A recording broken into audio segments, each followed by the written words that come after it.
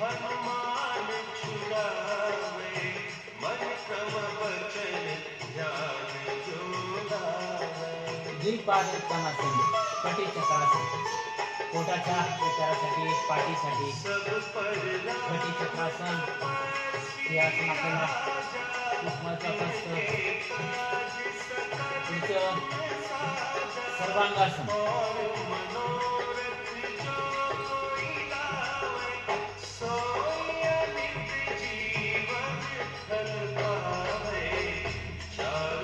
सर्वांगासनामुळे आपल्या शरीरात चांगल्या चांगल्या घडामोडी होतात.